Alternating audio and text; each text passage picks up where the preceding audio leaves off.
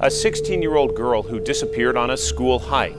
She hasn't seen in decades. She had a great smile. 16-year-old Teresa Lynn Gibson, who went by Trenny. And she would listen to Jethro Tull and hang out and just be kind of Trenny. When Pouncey graduated in '78, Trenny wasn't tossing her cap beside her. Derek Engebretson went missing. I met with Derek's family, and I'll explain why his mom still has hope one day Derek will return. Dad, my son is missing. Even after 20 years, you can still see all the nails and the tacks left in this tree at Derek's memorial in Klamath County.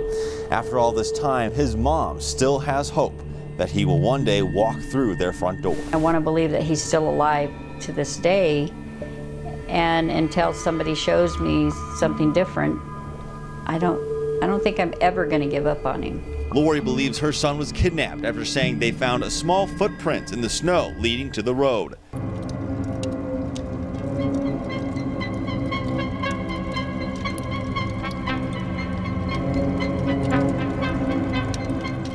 They say the forest is peaceful, but peace can be deceiving.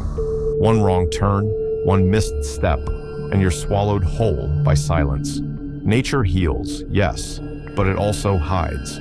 Beneath its beauty lies shadows where people disappear, never to be seen again. In today's video, we're diving into 3 of the most unsettling forest disappearances ever recorded, each story more chilling than the last. So grab a blanket, turn down the lights, because these vanishings will leave you questioning the wilderness itself.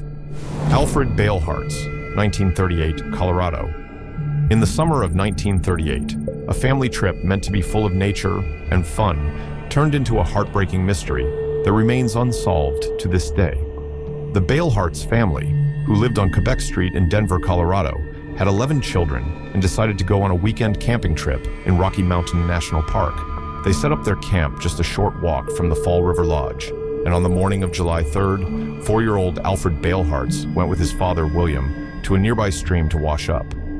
Also near the stream were 2 family friends, Orrin Bronson and Walter Hansen, who had gone a bit farther upstream. After cleaning up, William headed back to camp, leaving little Alfred behind to wait for Orrin and Walter. But when everyone returned to the campsite, it became clear something was terribly wrong. Alfred wasn't with them. At first, everyone assumed he had just wandered off near the campsite. With so many adults around and the campsite not being too large, they believed they'd find him quickly. After all, he was just 4 years old. How far could he have gone on his own? The family started calling out his name, checking behind trees and bushes, but they got no response. No footsteps, no clues, nothing. When it became clear Alfred wasn't nearby, the family alerted park rangers. A search was quickly launched. Over 100 people joined the effort, and soon the area was swarming with volunteers hoping to find the boy. Search dogs were brought in, but they couldn't pick up a useful scent. The leading theory from the park authorities was that Alfred had fallen into the nearby river and drowned. To follow up on this, they built a dam to divert the water, hoping they'd find his remains. A wire net was also set up downstream to catch any evidence. But after 2 full days of searching the river, nothing turned up, not a single clue. At this point, Alfred's parents started to believe something else had happened. They were convinced their son had been taken. After 10 long days of searching both land and water, the official effort was called off. That might have been the end of it, until witnesses came forward with strange stories. A hiker named William Eels told authorities he had been in the park with his wife on the same day Alfred vanished. Around 1 p.m., they saw a small boy sitting high up in a rocky area called the Devil's Nest, nearly 6 miles from where Alfred had last been seen. The boy let out a high-pitched noise and either backed away or was pulled back from the ledge. The couple climbed up to check, but by the time they reached the spot, the boy was gone. Later, when they heard about Alfred on the radio and saw his photo in the paper, they believed the boy they saw might have been him. Another possible sighting came from Nebraska on July 8th. A woman reported seeing a boy matching Alfred's description walking along the highway with a strange man. Again, nothing ever came of it. The tip was reported, but the lead went nowhere. Then, in late November, the family received a disturbing letter. It claimed to be a ransom note. It read, "Sorry for your son. We went west. The boy doesn't take to us." It asked for $500 to be dropped off a block from the family's home in exchange for Alfred's return. But police quickly determined it was a cruel hoax. The people involved were never named or charged. To this day, no one knows what happened to Alfred Beilhartz. His case is no longer being actively investigated, and his story remains one of the oldest and most haunting forest disappearances in U.S. history. Derek Engebretson, 1998, Oregon. 8-year-old Derek Engebretson from Bonanza, Oregon, loved the outdoors. He grew up in the woods, spent time mushroom hunting, and often went on forest adventures with his family. On December 5th, 1998, Derek, his father Robert, and his grandfather Bob headed to the Winnemah National Forest to carry on a cherished family tradition, picking out and cutting down their perfect Christmas tree. It was a fun trip, and Derek knew his way around the forest. But what started as a festive outing quickly turned into a nightmare that would haunt his family for years. While they were walking through the snowy woods, Derek started to fall behind, so his grandfather Bob stayed back to keep an eye on him. Derek then decided to run ahead to catch up with his dad. Bob noticed 2 sets of footprints in the snow, one belonging to Derek and one to Robert, so he assumed Derek had successfully reunited with his father. But when Bob caught up to Robert a little later, he was shocked to hear that Derek never reached him. Panic set in immediately. They called for Derek, but he didn't answer. They couldn't find any sign of him. Desperate, they flagged down a passing motorist who drove 2 miles to a nearby resort to call the police. Search teams were quickly organized, and volunteers rushed in to help. But there was a huge problem: the weather. It was freezing cold, with snow falling steadily. Time was running out. Derek was only wearing a snowsuit, and everyone feared he wouldn't survive long on his own. During the search, a small makeshift shelter made of fir branches was found beneath some fallen logs. A snow angel and some footprints were also discovered nearby. But sadly, a snowplow or the storm itself had covered or erased most of the tracks. Just days later, a snowstorm completely halted further progress.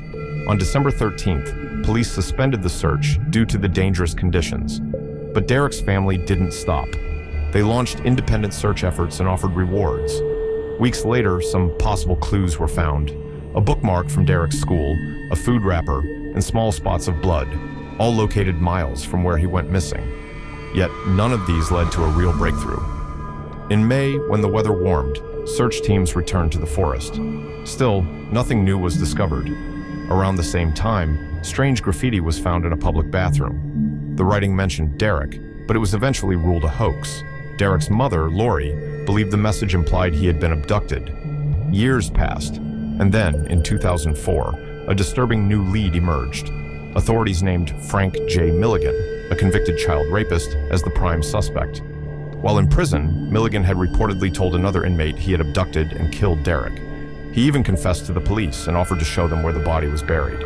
But after a full search turned up nothing, Milligan took back his confession. He was never charged, but many still believe he was involved. Despite everything, Derek's family never gave up hope. They placed a memorial on the tree where he was last seen. His mother has held on to the belief that he may still be alive, saying she won't give up until someone proves otherwise. To this day, Derek's case remains unsolved. All that's left are a few haunting clues: the heartbreak of his family and the mystery of what truly happened that snowy December day in the Oregon wilderness. Trenny Gibson, 1976, Tennessee. Nearly 50 years since a teenager went missing in the Great Smoky Mountains National Park, and today there are still no clear answers on what exactly happened to her. October 8th, 1976 is the last time Teresa Lynn Gibson was last seen alive. She was on a Bearden High School field trip with around 40 other students. She was last spotted hiking with her group from Andrews Bald Trail to the Kewohi, formerly known as Klingman Dome, parking lot. Now, she was described as a good student, no problems, but her hiking partner said when they were about a half-mile away, she kept going while others took time to rest. She eventually disappeared. Multiple searches occurred, rumors swirled, but no answers. Trenny Gibson was a 16-year-old girl from Knoxville, Tennessee. She was smart, loved plants and nature, and worked part-time at a cafeteria to save money. On October 8th, 1976, she left home to join her horticulture class on a field trip to the Great Smoky Mountains National Park. The weather that day was gloomy and chilly, so Trenny debated whether the trip would even happen. When a classmate confirmed it was still on, she packed her lunch but left her books, bag, and even her coat in her mom's car. That morning, the school bus left around 9 a.m. with 38 students and one adult supervisor, Wayne Dunlap. They arrived at the park around noon and began hiking toward Andrews Bald via the Fawney Ridge Trail.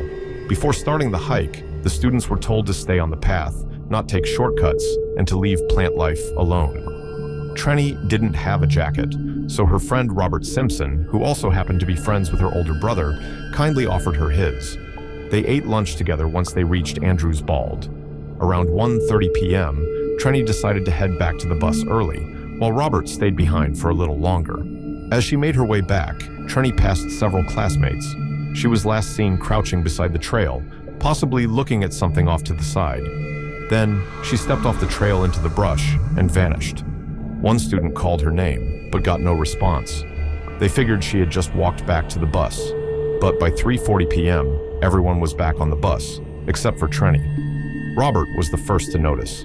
When asked, he said he'd been tracking a bear, though no one else could confirm that. Their teacher, Mr. Dunlap, and a student went back to search, but there was no sign of her. A park ranger arrived around 4:30 p.m., and the search began that same night.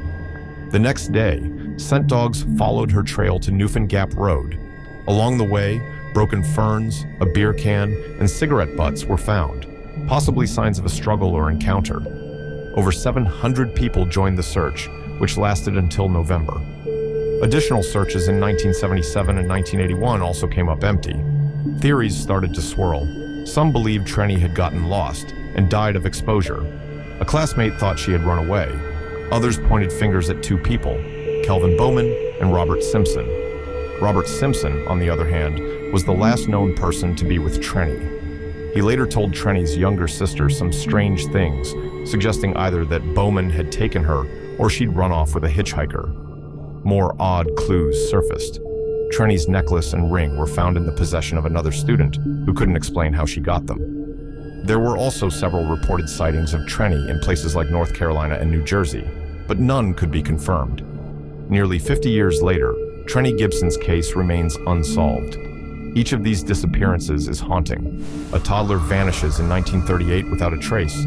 A seasoned boy disappears in the snowy woods, and a teenage girl steps off a trail and is never seen again. Decades later, even with modern tools, no answers have surfaced.